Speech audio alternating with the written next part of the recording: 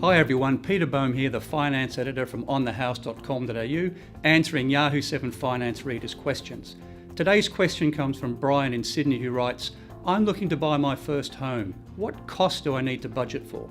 Brian, that's a great question because most people think that the deposit is the main expense.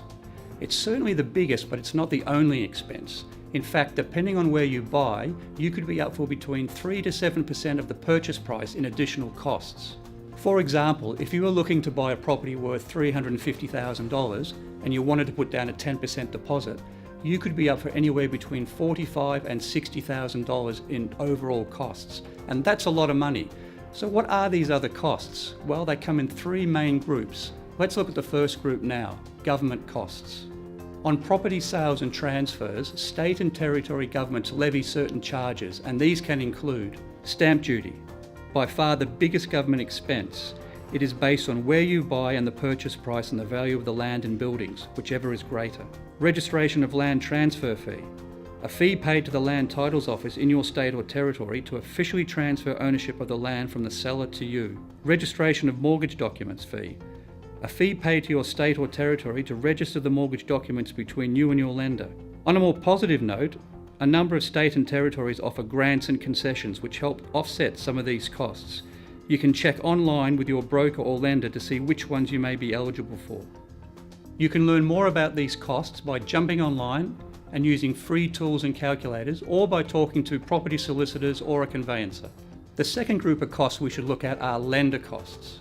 Lenders charge a number of costs before, during and after the loan is made, and typically include establishment fee, a fee to cover the cost of creating your loan, which may or may not include the cost of a property valuation, a settlement fee, a fee charged when your home loan is advanced, security guarantee fee, a fee charged when someone else has agreed to act as a guarantor for your loan, for example, when parents guarantee their kids' home loan, lender's mortgage insurance, another big expense, often running into the thousands.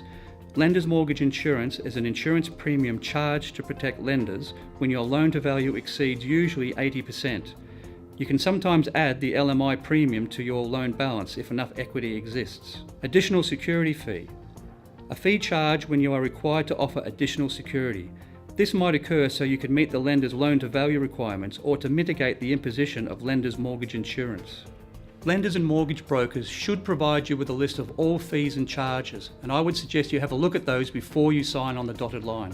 The final group of costs we should look at are what I call other or miscellaneous, and these typically include your solicitor or conveyancer fees and disbursements, your share of land and water rates on settlement, buildings and pest inspections if you request them. And finally, there's all the other usual expenses like home insurance, moving costs, connection fees for utilities and telephone, and a range of other costs associated with buying and moving home.